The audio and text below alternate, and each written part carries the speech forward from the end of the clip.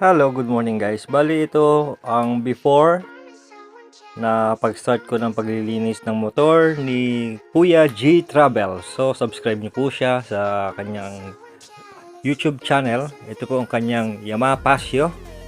So ginamit natin kasi yan. Kumuha tayo ng buhangin sa may baybay dagat dito sa may Leyte.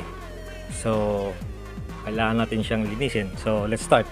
Linisin natin at ipapas forward ko na po para medyo mabilis-bilis. Ayan na po. Sige, kuskus, linis, sabon-sabon na muna. Excuse me po. Ayan, nasasamid pa. Kasi ito yung unang first time ko mag voice recording. So, sabon-sabon muna tayo ng motor ni Kuya G Travel. Linisin natin siya maigi. Sige lang. Sabon-sabon muna tayo para malinis ang motor ni G Travel, ang kanyang Yamaha Pasio. So sa aking paglilinis niyan,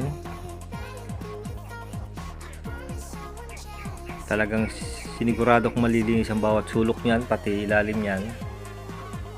Kaya yan, sige. Kuskus dito, kuskus dito. Yan, pass forward ko na po yan para medyo mabilis, kasi kung hindi ko ipa-pass forward, bali matatagalan yung video natin. So, kailangan natin i-edit. So, shoutout nga pala muna sa mga viewers ko, lalong-lalo na dyan sa Quezon City. Mag-shoutout muna tayo. Shoutout sa Quezon City, sa Batasan Hills, mga kompanyeros ko, kila paring Mark Briones, paring Best Tawe, Best Jerry Dapitan, Best Akira, kumpare ko sila Toning, sila Hitman, sila paring Bobby, sila paring ano dyan, basta kung sino ka man, kumpare kita. Tapos dyan sa may Bulacan, shoutout sa mga Team Nieto. Sa Team Nieto tayo, sigurado. Serbisyo at sakripisyo.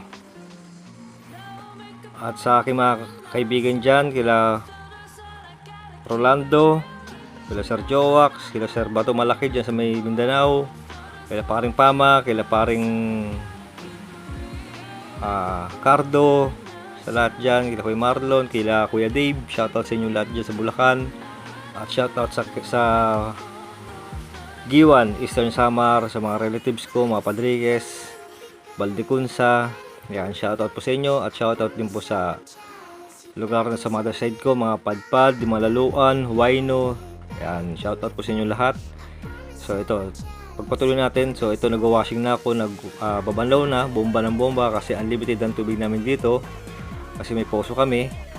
So ayan, sige, binabanlawan ko na siya kung saan nakikita nyo. Habang binabanlawan, kinukuskus ko yan para matanggal yung sabon talaga, para malinis. Tapos maya maya patutuyuin na natin siya.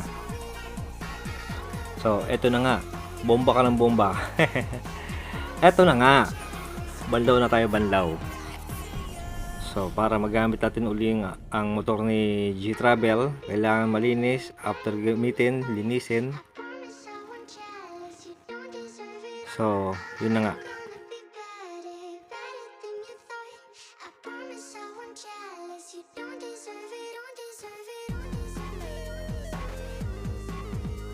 So makikita nyo yung pinaka-final result nyan mamaya pag pang dryer na. I-dry ko na siya. Pupunasan nyo, kinukusus ko na po yung matte floor nyan. Tapos isasampay ko siya para ano, ayan. After nyan, ayun na nga, kinuha ko na yung basahan pang drying. Pupunasan natin lahat ng area na nabasa at nasabunan para hindi siya mamuti. Ang ginamit ko palang sabon dyan ay Joy, ha. Disclaimer lang po, kasi medyo malayo kami sa Kabayanan, kaya hindi ako basta-basta nakakabili ng pang sabon para sa motor.